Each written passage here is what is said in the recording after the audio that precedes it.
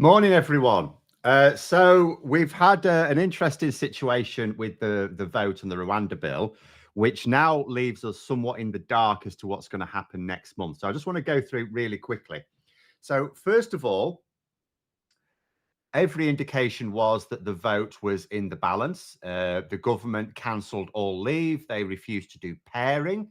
Pairing's what happens when... So let's say you're an MP and you have arranged to attend some events. Might be a fundraising event, might be switching on the Christmas lights at this time of year, but there's some event in your constituency you agreed to go months ago. It's been in your diary for months. All of a sudden, there's a really important vote. You don't know that far in advance. And you say to your whips, I can't make it. I've got this other event. It will look really bad to my local constituency if I cancel at this late stage. So the whips go, okay, that's fine. We'll give you your pass. And they go and talk to the Labour whips, usually. And they say, look, we've got 8 MPs who can't make it. How many have you got who can't make it? And you sort of excuse me, you pair them. So that way it's like taking off a vote from each side so the overall balance of things stays the same. The Tories reportedly, although I can't be certain they went ahead with it, I saw reports that they'd cancelled that. They brought the climate minister back from COP for a few hours to vote. So it all looked like it was going to be really tight, and then it wasn't. It wasn't tight at all. You had Mark Francois, who's the chair of the ERG, swanning around. He's loving the fact that he's important again, or so he thinks. He's going, now, Sunak wants to listen to me, right? Because I've got him by the ghoulies. And then he made a big show of like abstaining, and he called for his members to abstain. And you saw him when all the other MPs were going into the lobbies to vote. He was there, sat with a little crew of them in the back benches, looking very pleased with himself. I'm thinking, well, I wasn't. Various commentators were looking at it and going, there's not very many there, are there, abstaining? Where's the rest of it? Are they in the tea rooms? Then the results came back and Rishi Sunak won it by loads. In fact, the rebellion was smaller than the rebellion over the Windsor Framework. Now, the Windsor Framework was never in any doubt because Labour were going to, well, opposition in general, were largely in support of it. But this one, it was still from the Tories' point of view, it was a smaller rebellion than against the Windsor Framework. So you look at it in one sense and go, okay, so the rebellion isn't there. And you can see why, maybe not. Because the right of the party are too fractured to decide who, even if they've decided they want to replace Sunak. Remember, a leadership contest would be very damaging to the party. So it's only worth it, even for those on the right of the party, it's only worth it if they think they can replace Sunak with someone who will appeal to the public. Now, let's forget for the moment that someone from the far right is not really going to appeal to the public, right? They think they will. They think they will. So we'll take that into account. But if they can't agree who it is, they're not going to replace Sunak with someone from the far right. They're going to replace him with someone like, well, actually, all of the possible candidates are technically very far to the right. But let's say someone a bit more liberal like Penny Mordaunt or James Cleverly, right? If they're lucky, they might get Kemi Badenoch, but they're not really all that keen on her either, by the sounds of it. So they're in a. So you could look at it like that. The rebellion may not materialize. But then there's another thing. Rishi Sunak promised to consider amendments. So it could well be that a load of these people on the right voted for the bill specifically to try and amend it. Now, the problem then comes because you've got One Nation Tories, like the moderate Tories, they say they want to amend the bill as well, or some of them do. Like Robert Buckland is going to put forward an amendment that actually tightens the bill in terms of respect for the law. But then you've got those on the right, like Miriam Cates and so on, who say they want to amend the bill to make it, to disapply the law even more. So you've got one group of Tories who say, we want to tighten the bill up to make it more compliant with the law, and another group saying we want it less compliant with the law. So wasn't this a 3-line whip? He wouldn't have taken the whip away. They said that In fact, Rishi Sunak said in a press conference he wasn't going to take the whip away from anyone who voted against it. And then there was a suggestion on the day that they might, but then Bill Cash, who's one of the senior members of the ERG, went to Simon Hart, the Tory chief whip, and said, "What's this about threats to remove the whip?" And Simon Hart, the chief whip, said, "No, we're not threatening people to remove the whip." So there was no threat to remove the whip if anyone voted. But also that would only be voting against it, not abstaining. There's over 100 MPs in these so-called five families, these factions on the right of the party, and 37 abstained. And not all of those 37 were on the far right. Some of them were just actual abstentions, normal abstentions. And there was the odd one like Alex Sharma, who was abstaining, as far as I can tell, because he thought the bill undermined the rule of law. So they only had about 30 abstentions on the right. It was less than a third. It was actually about just over a quarter of all the Tory MPs that you would describe as being on the right of the party, which was quite pathetic. But in terms of where it goes from here, so if we just quickly look at the three. So again, in terms of thinking, what is Rishi Sunak's plan for this? What are the three stages to go through really quickly? So the first one's the third reading. At this point, either, right, there's two possibilities. So amendments will be suggested, and amendments will probably be rejected by the government, because Rishi Sunak said in a press conference that the bill and he said this to his own MPs last week, the bill he has presented is as far as he can go, because if he goes any further, the Rwandan government will not accept it. So that's Rishi Sunak's position. So from Rishi Sunak's position, it's not that he cannot accept amendments, but he cannot accept amendments that reduce the chances of court intervention regarding the European Convention on Human Rights. So he can, with the bill, or what he intends to do with the bill, is to prevent the British courts getting involved, but he says that he cannot prevent international courts getting involved, or the Rwandan government will pull the deal. So at that point, those amendments you would think will be defeated. Any amendments from the far right will be defeated, at which point what happens? Do they then say, well, we only voted for it on the understanding amendments would be considered. The amendments have failed, so now we'll vote against it. In which case, we're back to square one. Rishi Sunak's government is over, and then they're looking at either an election or a new leader. Or are all these MPs on the right, did they vote for it hoping that there would be amendments, but basically thinking to themselves, we cannot go through another leadership contest, and we certainly don't want an election in February or March, so we're just going to vote it anyway and moan about it? Maybe that is their plan. So we don't know. We've got no idea. Are they just going to wait to see if they can amend it, or are they just going to whine and whinge and moan, but otherwise do nothing? Then let's say it gets through the third reading. So let's say it turns out there is no rebellion because the Tories are literally too divided to rebel. It's a similar situation in France, actually. So in the French Parliament, Macron doesn't have a majority. So in theory, all of his legislation can be blocked.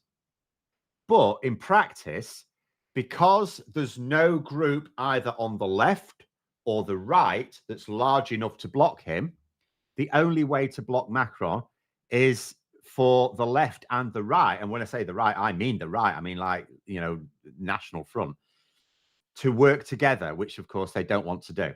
So there might be a similar thing like that. Says Phil, okay, this is quite late. What's quite late? Where was I? Yes, so the next thing, if they are just too divided to rebel, then the next thing is the House of Lords. Now, the House of Lords will, well, I see it as one of two things happening. If the bill is sort of considered to be constitutional and within the international law. It is possible that the Lords could pass it as long as they're satisfied that it doesn't undermine the courts. Because never mind what Rishi Sunak says the bill does, what does the bill actually do? So they will listen to expert testimony. And if they're told that ultimately, yes, this will still allow legal challenge in the courts, then they could just go, okay, we'll pass this as it is. Or they could look at the bill, which is more likely, and go, yeah, this seems to undermine the rule of law. So we're going to amend it, not block it, amend it. So they will suggest amendments to the House of Commons. The government will reject them, and then it'll go back to the House of Lords, and the House of Lords will go, yeah, we need these amendments, otherwise we can't pass it. So it basically gets held up in the House of Lords, at which point, Sunak, I think, will be fine with that, because what he absolutely doesn't want is for this bill to be passed, but I'll come on to that in a moment. If he gets it blocked in the Lords, he will just blame Labour. He'll say it's all Labour's fault. This bill will help stop the boats. They don't really want to stop the boats. They haven't got any other plan, even though they published it a year and a half ago. And I did a video about it on this channel on Sunday. Labour's plan was published a year and a half ago. But that's what he'll say. He'll say it's all Labour's fault. They're blocking it with their undemocratic Lords against the democratic will of Parliament. And they don't want to stop the boats, and they've got no plan to stop the boats. That's what they'll say. And he'll love that. How the far right react to that, I'm going to guess they'll be fine with that as well. Well, they won't be fine with it, but I don't think they'll do anything with it.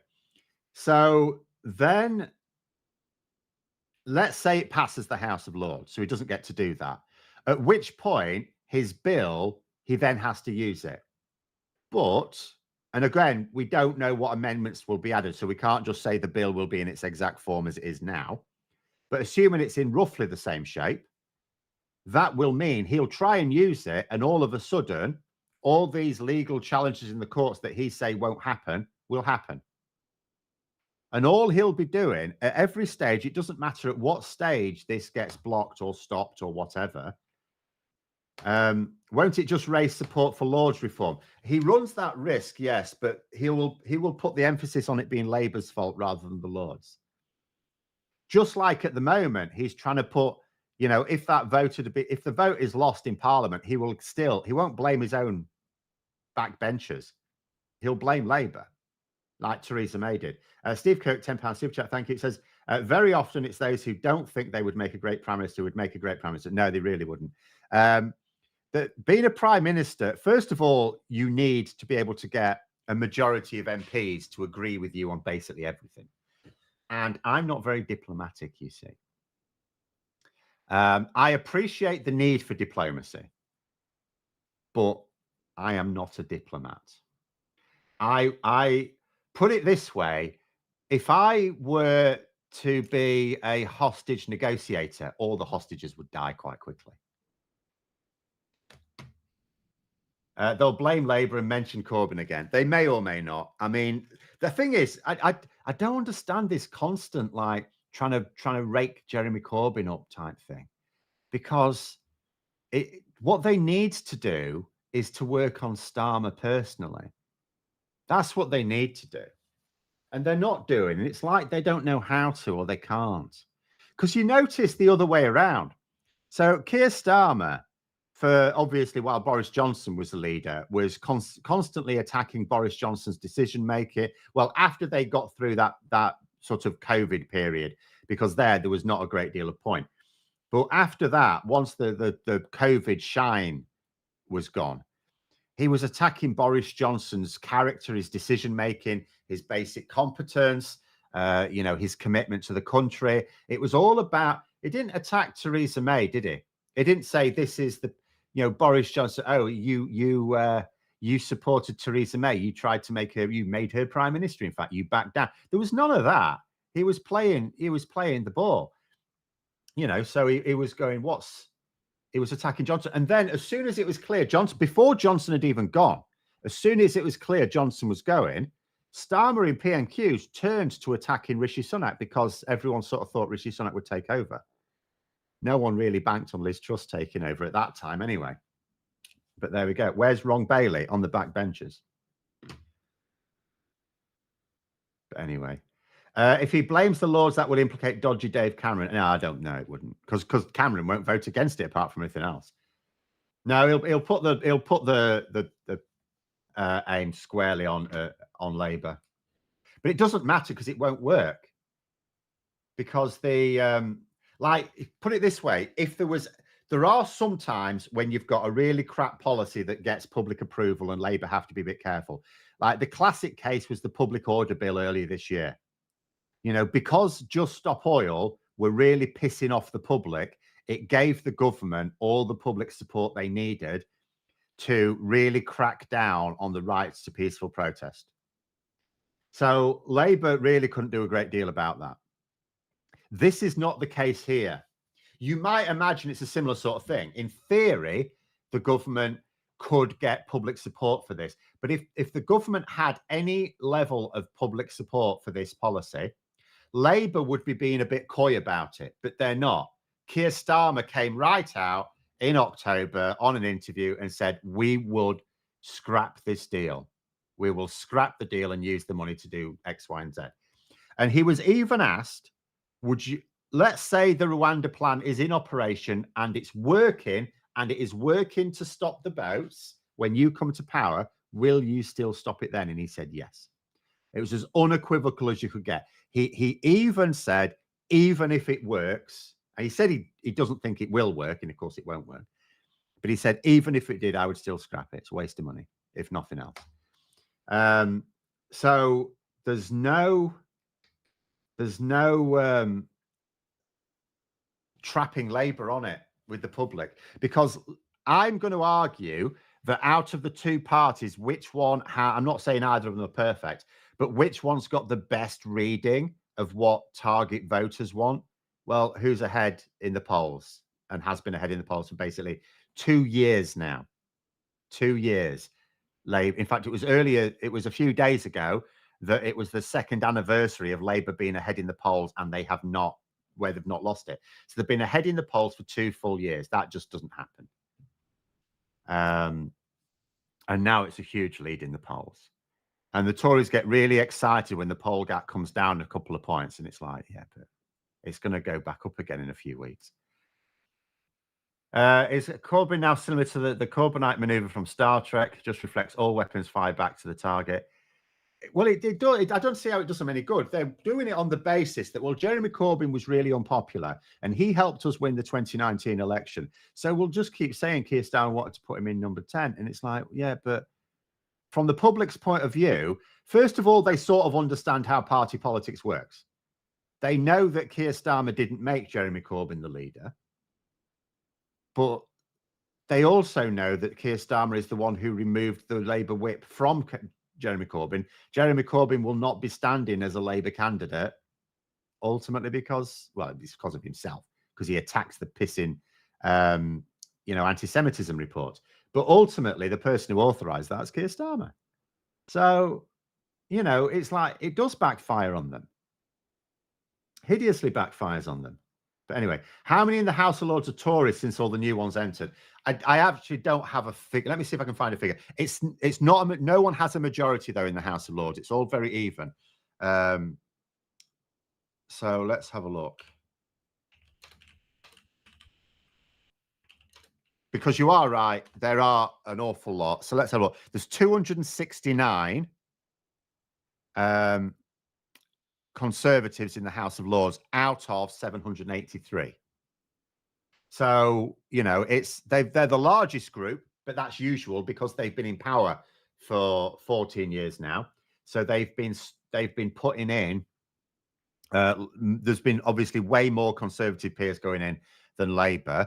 This is why Keir Starmer's plan is, right, if we can't abolish the House of Lords in my first term, we'll just absolutely smash it full of Labour peers instead to rebalance it. So expect a shitload of Labour peers suddenly being rammed, which will look really weird. It'll look weird because you'll end up with a situation where Keir Starmer has a formal policy of wanting to replace the unelected chamber with an elected one, although there won't be a promise to do it in the first term, but it will be a general aim. And yet he'll be absolutely stuffing it with Labour peers. But there you go. Jeff's mentioning the Scott Benson 35-day suspension. Yes, so that basically what we're going to have, and we sort of knew this anyway, we're going to have, there'll have to be a recall petition for that. So the recall petition will be issued in the next few days.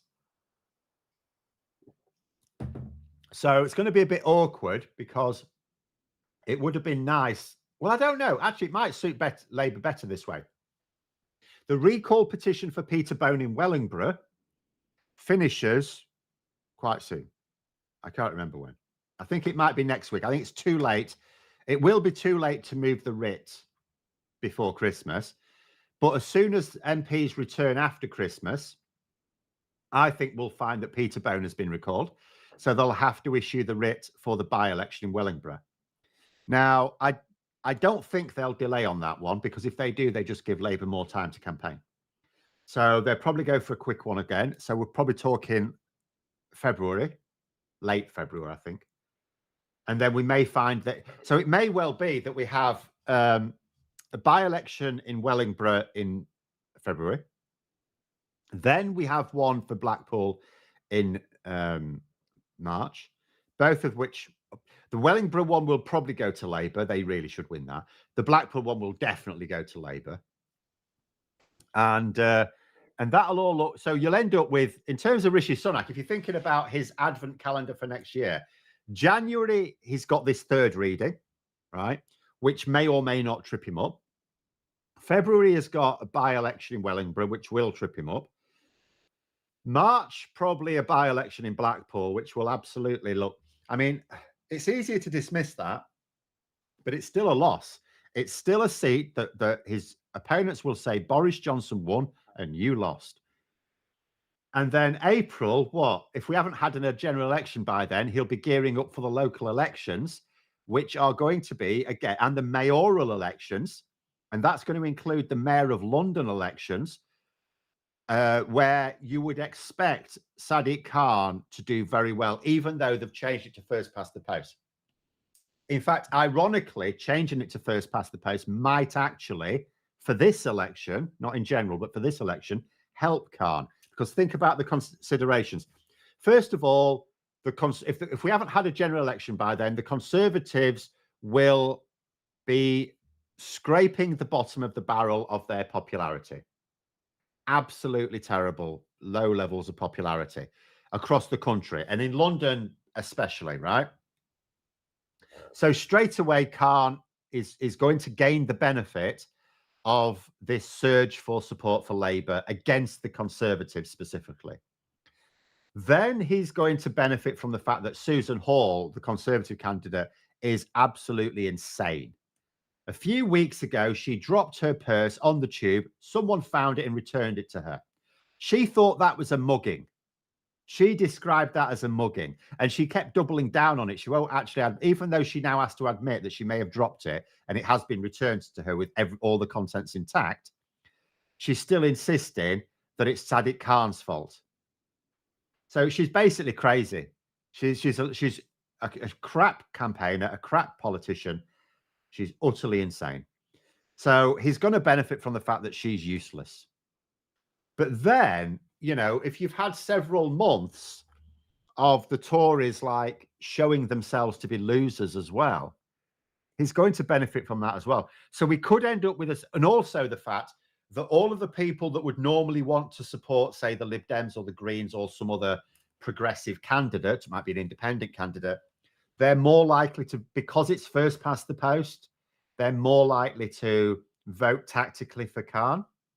So he could end up with a huge, with a huge lead over Hall. Never mind Galloway. Galloway's not going to do anything. Really, he's not going to influence it. He might reduce. Well, you'd expect him probably, I suppose, to reduce Khan's scale of victory. But Khan really just has to win. It can be quite binary. But if he wins by a large margin, then you know, the other thing is, So Galloway, the last time he crawled out of the woodwork was for the Batley and Spend by-election, where he did have a significant impact. It's just that it was that impact was not enough in the end, thank goodness. But he had a significant impact. But that was because he was presenting himself as the candidate of give Keir Starmer a bloody nose, right? This isn't. Like, what's his pitch going to be? Oh, vote for me. It's a vote against Keir Starmer. No, it's not. No, it's not. He can only challenge Sadiq Khan or Labour. Anyone that says, "Oh, I'm Labour," really, I'm just not Keir Starmer. It's like, it doesn't affect Keir Starmer. If Susan Hall becomes the mayor of London, that's just bad for Londoners. It's not bad for Keir Starmer. So it doesn't make any sense. Gary DeSantis there, £5 super chat. Thank you. It says, Jen Kitchen running strong campaign for Labour in Wellingborough. Bone is out in public with purse glove. Not a good look. No, I've noticed a few things like that. I mean, realistically, as well, I mean, Wellingborough is one of those things. The Conservatives reckon, because in terms of local knowledge, I've tried to find out what I can, but I'm not local to there. But the Conservatives think that they've got a much stronger team there, that their local party is much more active. So that will play in their favour. But against them is the fact that Wellingborough's a bit of a bellwether seat. It's not one of these always Tory seats at all. It goes Labour, when Labour are in the ascendancy. And the fact that Labour have a much tighter campaigning machine now. And you've got a lot of people just want to get rid of the Tories.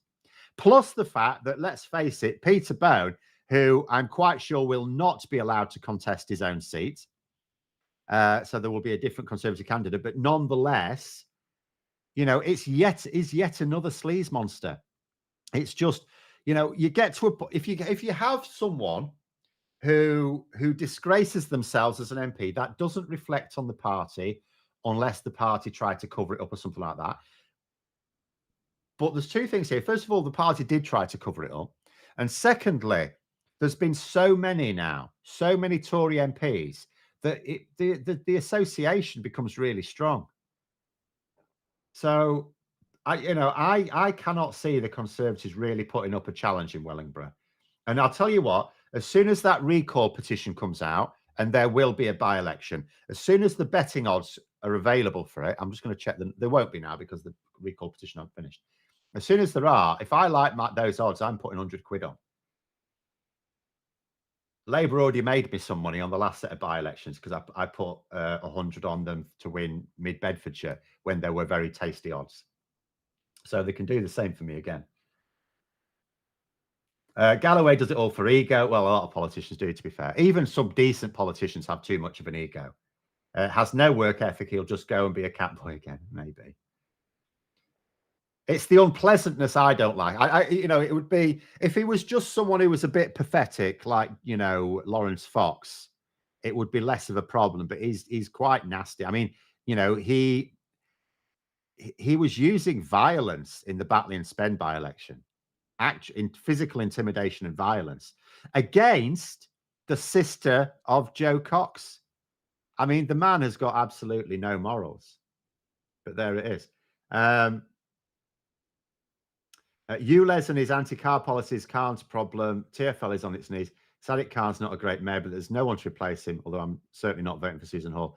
The ULEZ thing, though, is gone. It's finished. It's exactly what I said. If you look at polling, I can't help what individual people may think, but in terms of overall public view, I said back in whenever it was, spring, summer, that ULEZ at the time hadn't been rolled out.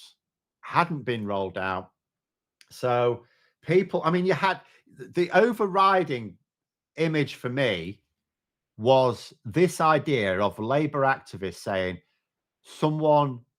oh, I'm not voting Labour because I don't like ULEZ. I don't want to have to pay. And they had a Tesla in their driveway. And you just think, look, that's the problem, that they didn't understand it. And as soon as they find out that, oh, I don't pay it, the problem goes away. It goes away, and it has gone away.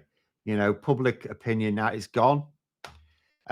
So they just had that. The Tories just had that little golden period where ULEZ was about to happen, or in terms of that area, and the people there didn't understand it, and therefore it was unpopular.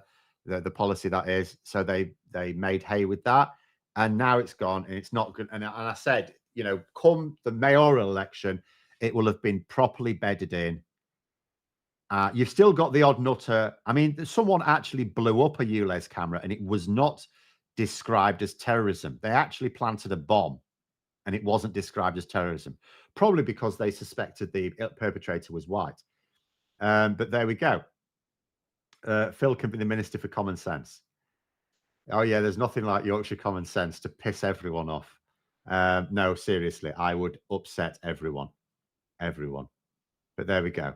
London needs an anti-car policy. The only reason to drive is if you like sitting in traffic. Well, there's so many cities that are, like, if you go to York, for example, it's pedestrianised. No one gives a shit.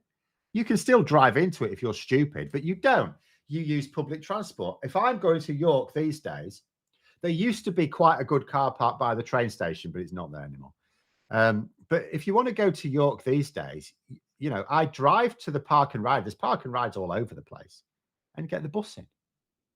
So I'm still not, because I can't get public transport from where I live, but I can drive to a park and ride on the outskirts and get a bus in, and they're regular. It's easy, and they stop at very sensible places. So that's what you would do. It's crazy to me that London, with very clearly the best public transport system in the country, will still expect people to be like driving around everywhere. It's like, why would you? I would never want to drive anywhere near London. Leeds is my limit. Anywhere crapper to drive than Leeds, I'm not going. But anyway, there it is. We'll do that. Phil for Chief Whip. See, again, you're talking about jobs that require you to be. I know the whips can sometimes be threatening. They're not supposed to, but they are. But you know, you still have to be diplomatic. Someone's saying that Yorkshire Common Sense, somebody from Phil's hometown thought paragliders were Palestinian terrorists. It's worse than that. It was from my home village. They actually lived in the village, but I don't know who they are. I'm guessing they're actually originally from Surrey and they just moved to Armthorpe. That's what I like to think anyway. But I am going to have to openly admit, if you were to ask me for the great and the good that have actually come from Doncaster, there isn't really a list. You've got Jeremy Clarkson, we'd rather forget about him. You've got Kevin Keegan, who's a great footballer, but is you know, you'd best not get him to talk about anything non-football because he tends to mess that up as well. So yeah, we don't really have a lot. We don't really have favourite sons or daughters from Doncaster, if I'm honest. But there we go. But there we go. We'll leave that anyway. I just thought I would update you on what the various twists and turns are going to be. I'm going to be talking more about it in my own channel at some point as well, probably today. But have a very good day, everyone. Don't forget to click the like button and to subscribe to the channel and click on the link below for other shinies. And until next time, I'll see you later.